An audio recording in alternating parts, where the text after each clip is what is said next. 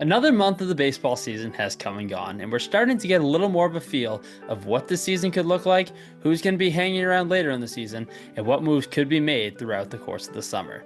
It's another great time to recap the month of May around Major League Baseball, so once again, let's talk about some baseball while we play some baseball. I'm Tim Crowley, and this is 5 Innings and 5 Thoughts. All right, this time trying to get into the win column. First time around when we recapped the month of April, had a first inning home run with Bryce Harper, then I did not pitch very well with Aaron Nola, ended up dropping that one as the Phillies to the Chicago Cubs. This time in the most recent Sunday Night Baseball, we're back with a rematch of the 2024 World Series, the New York Yankees visiting the Los Angeles Dodgers. Ryan Yarbrough on the mound against Yoshinobu Yamamoto. Getting ready to go for this one, we'll play as the Dodgers. Hopefully this time around, we'll have a winning effort for my side with the sticks. And in the meantime, let's get going with our first thought. Thought number 1. Speaking of taking a loss to them in the first edition of this series, credit to the Chicago Cubs for coming out with a great start to the 2025 season. They've had so many great stories offensively. Seiya Suzuki has been fantastic at the plate. And how about the free agent signing of Carson Kelly? He has been awesome behind the dish. Just around a 300 average, OPS over 1,000. He has been terrific, and after all the moves that the Cubs made in the offseason, again, trading Cody Bellinger to the New York Yankees, among others, they're in a really good spot, and they've been one of the best stories so far in 2025. First look, again, a little bit brighter out in LA for Sunday Night Baseball with Yamamoto on the mound, but let's see how this goes. Yeah, you see there with the sub-2 ERA, very dependable guy. 1-2 count to Goldschmidt. Let's try fastball away. Paint. All right, good start. We had some trouble pitching in the first inning last time, so we will certainly take that. Slow-mo replay.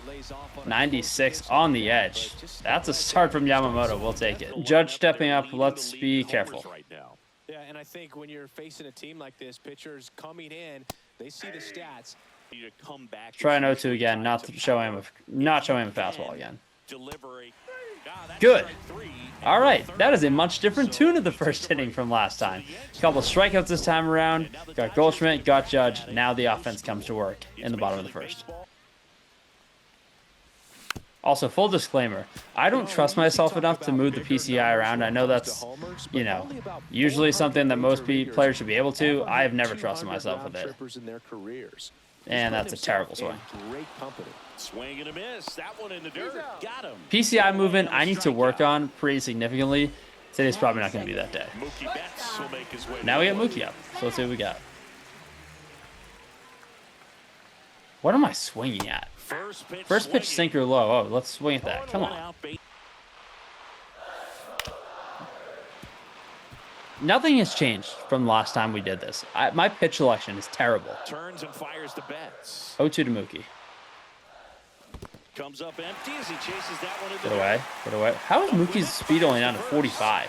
I'm taking horrible swings. This is going to sit at the bottom of the zone, and hopefully we get one. Down to the dirt, swing and a miss. 3 strikeouts, bottom of the zone, swung at everything.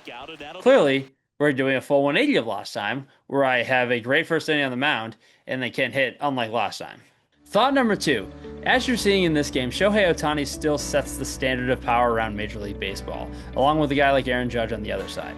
But how about Kyle Schwarber continuing to mash as he ages into the final year of his contract with the Philadelphia Phillies? He's already near halfway of his home run total from last year in just a third of the game so far. He's a big reason why the Phillies have overcome some of those April struggles and find themselves in first place in the National League East. All right, Yamamoto, very good first inning. Bellinger to start the second. Let's start him off away. That stayed down.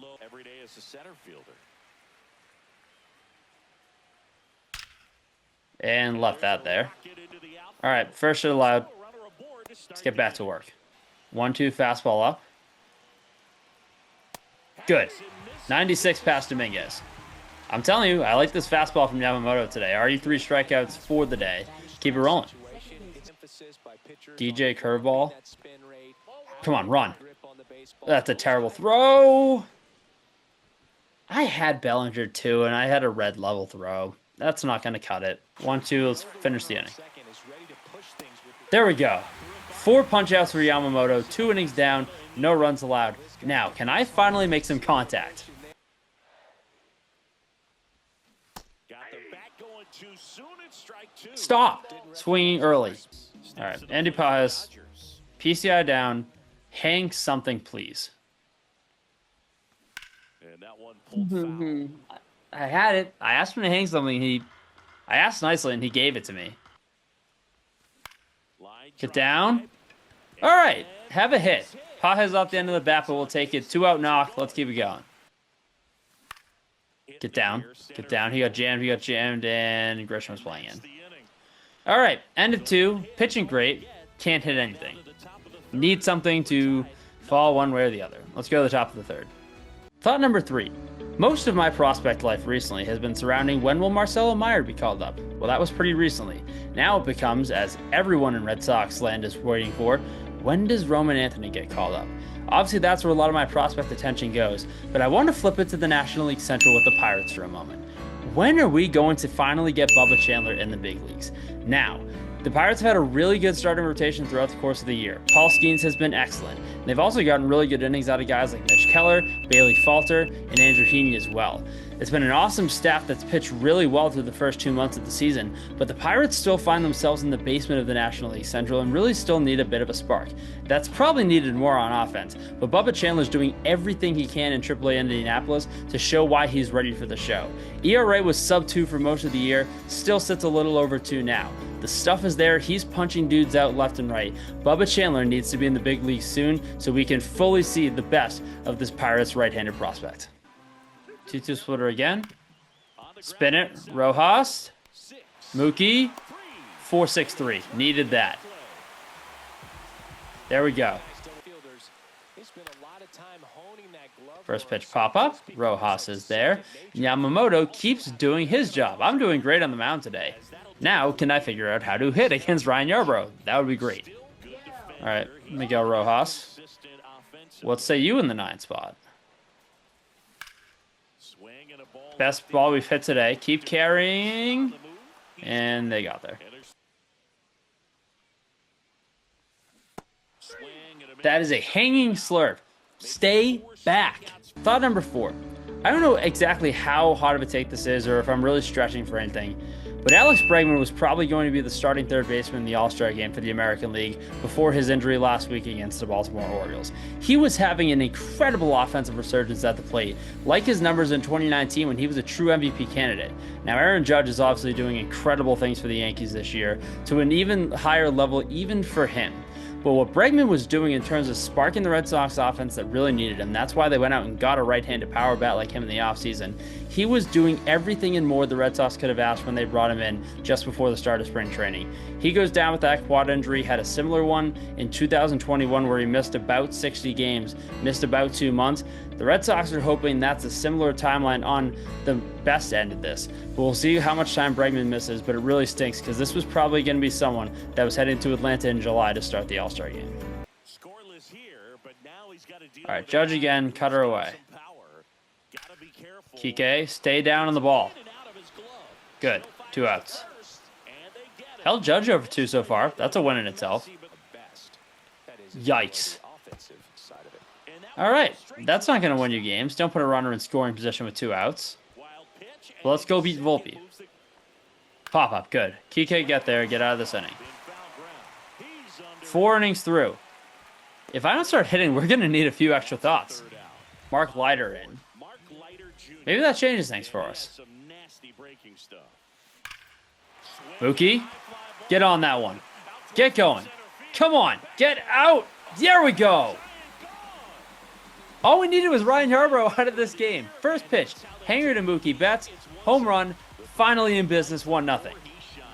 All it took was getting Ryan Yarbrough out. Apparently Ryan Yarbrough and most pitchers in this game apparently are my kryptonite, but Mookie got that one. First pitch, hanging breaking ball, middle in, Mookie doesn't miss those.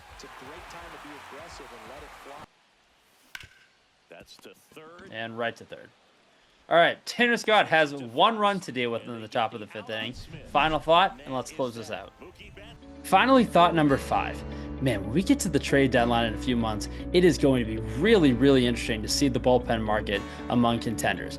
Probably not going to be as many sellers as usual. We've gotten pretty used to that in the new playoff format the last few years. There's also really not a lot of high leverage guys who have performed well so far this season that are going to be free agents as good rentals throughout the rest of the season. Now, the Red Sox certainly hope they turn this thing around. They're sitting a few games below 500, and since the Alex Bregman injury we just talked about, they seem to really be missing that part of the lineup, missing that part of the clubhouse. Boston certainly has the guys to turn it around if they can get creative. They're trying to do that with Christian Campbell, and obviously Roman Anthony, when he gets called up, can play a big role in that. But if Boston continues to falter, Aroldis Chapman could be the most desired arm at this trade deadline. Free agent to be at the end of the season, had that one-year deal with the Red Sox at a little over $10 million. He's been excellent so far this year, only blew his first save of the year recently against the Milwaukee Brewers. If the Red Sox can't put it together, keep an eye on Aroldis Chapman in a few weeks. Tanner Scott time. Ohtani was available in the bullpen, but he's not there just yet in real life, so we'll wait to do that for another episode. All right, turn Dominguez around. 6, 7, 8 for the Dodgers. 3 outs. Let's get out of here. First pitch, strike 1. Backdoor 0-2. Got him, but he swung. Little up, but we'll take it. 3 pitches, see ya. Can we get a Tanner Scott immaculate inning to close this out? Lefty for the final out. Let's go. And I ruined that because I threw a ball. Should have just thrown a fastball. Ball game. Much better pitching this time. Only needed 1 swing to get the win. Mookie Betts home run in the 4th inning off Mark Leiter. And we are now 1-1 in the 5 innings, 5 thoughts series. The Dodgers over the Yankees in our May recap. That'll do it for this episode of 5 Innings and 5 Thoughts. Thanks so much for coming back to hear about the recap of May. And we'll see you in just a few weeks to do this again in Recap June.